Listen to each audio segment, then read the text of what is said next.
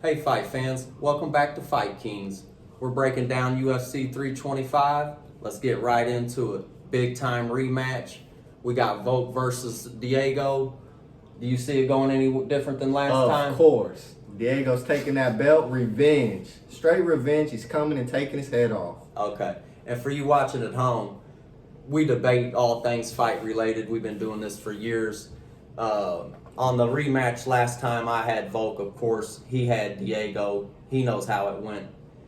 Volk went home with the belt. Diego wished he did. Tell me some reasons why it changes. Volk hasn't fought in a year. True. He's come into this camp way out of shape looking. He got his own gym. He just started his own gym. I hope he's going back. Judging by the fight pictures, he seemed more out of shape. And I'm thinking he's declining, man. I think Lopez, that knockout over Gene Silva, was vicious. And that's what he's going to do to Volk. He's chinny, and he's going down. That's what I'm thinking. Well, he proved in his last fight he wasn't chinny against Diego. He might have outstruck him two punches to every round. He outstruck him by double every round. And, hey, Volk did get some things accomplished with getting his own gym going. I sure hope he stayed at City Kickboxing. Yeah, that's a great gym. That's a great gym. Now, Diego, he's hungrier than ever. He also, I think he respected Diego a little too much and seemed like he turned it on real good there at the end. But I think he respected him a little too much at the beginning. And now he's got more experience on fighting in main cards. He's definitely the hungry of the two fighters. Yep. And he also goes for the kill. Now, last week I mentioned, I love people going after it, going for the kill. And I'm not with the points. Yeah. And that's what your man Volk does, though. He's got a lot of finishes, but he is into the hitting and move. Yeah. He gets in, he gets out. But I'm really rooting for Volk for sure. Go Diego, go is all I got to say. I'm not going to pick against the GOAT. He's either the featherweight GOAT or he beat the two guys that are the GOAT. Max Holloway and Aldo, he beat them both. I think he's the GOAT, but I think every GOAT's got to fall, and I think it's happening this weekend. Let's move on down to Dan Hooker and St. Denis, though. Great fight. Yeah. Once again, he's got the home crowd behind him. I'm a big Dan Hooker fan. Rooting for him big time. I'll be rooting for him all the way. I'm sure you'll hear me from your house. I'm going to be screaming, yelling for Hooker, but I will be picking St. Denis in this fight. I thought his last fight, Hooker got ran through like butter, took down, tapped out easy. I see St. Denis taking him down, doing the same thing. I think this is Hooker Poirier all over again, and Hooker's ready for that war. St. Denis, I mean, he's the god of war. I think he's ready. Once a war, you got to live up to that. But he doesn't know what he's in for, I don't think. I think he's going to try to take Hooker down, and when that don't work, I think Hooker's going to tee off on him. They got him as an underdog, but he had a great last fight, and I'm telling you what, Hooker didn't.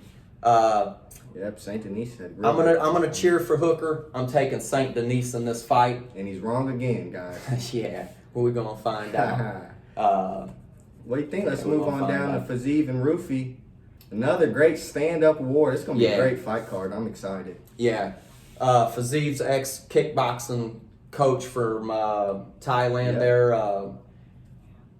He's gonna get tested on this fight. He's got a guy that's gonna stand with him. For sure. I'm taking Rufi all day long. He just switched over there to Volk's gym. He's been training a little bit with El Lasagna. We'll see how it plays out for him. Yeah. It seems like he's got a little bit of beef with the Fight Kings, and followed each other on socials. We'll see what happens. Fight nerds, yeah. Fiziev, though, when he was at Tiger Muay Thai, he was not only, a good fighter from there, but he was teaching classes there. So he actually took out another coach from over there, Brad Riddell.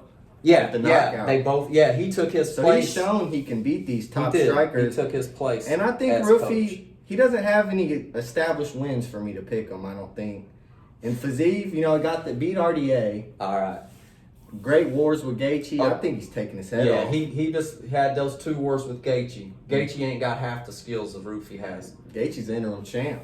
Rufi lost to another guy on his fight card, quick and easy. He's going down. Okay, well, we're going to find out. So make sure you come back and see us for our post-fight reactions. Seems like we got a few fights already we disagree on. Us being from two different generations, we seem to every fight card have a few fights that's different. We've been keeping track of this stuff for years now. I've never lost a year. We keep track. I've never lost. Last fight card, we only had two fights that we disagreed on. I should have won them both. There was a robbery there for sure. Sean O'Malley did not win that fight. Yeah, he did. And I should have won both those fights there. I had picked Silva. He picked Arnold. He lost that one. And he lost that Sean O'Malley fight. He definitely only won one round. But we're on to 325. We got two disagreements. Reality here and move on to a fight. Say your dreams. What you got? Let's go. Tuivasa versus Teixeira. I'm pulling for Ty, man. He's on a 5-fight skid, but it's just not going to happen with an up-and-comer like this. I think it's going to be another early knockout loss for Tuivasa. Sadly. Okay. Yeah, I'm pulling for Tuivasa. Yeah. I'd like to see him take his shoe, even though they're disgusting. Love the shoey. Nah, man. There's nothing worse than drinking somebody's shoe beer with spit in it. And I never in a million That shows years. you how crazy he is. I hope he gets the knockout. Yeah, I would. He's at home. I'm sure he's got the hometown crowd going crazy. Yeah. But he's going against somebody that's on a big win streak. He's 6'7", and you're going to have to get past that There's going to be reach. some problems there, definitely. Yeah. But Last moving on fight. to Skalkild versus Mulkarev. Minus 1,200 favorite. I mean, Malarkey, yeah. Yeah, or you could call him Mr. Chin. That boy's knocked out a chinny. lot, and I think it's happening again this weekend. I mean, Yeah, like Connor said, a good gust of wind, he's doing the chicken dance. Man, he gets knocked every fight. He comes out ready to go to war, but every fight I've seen of him, he gets hurt pretty bad. yeah. And Skalkild, that dude is coming. He's a heavy favorite, but dude, he's coming over there to take you out. I think it's going to be a brutal finish. Yeah, he's coming, man. He's an up and comer.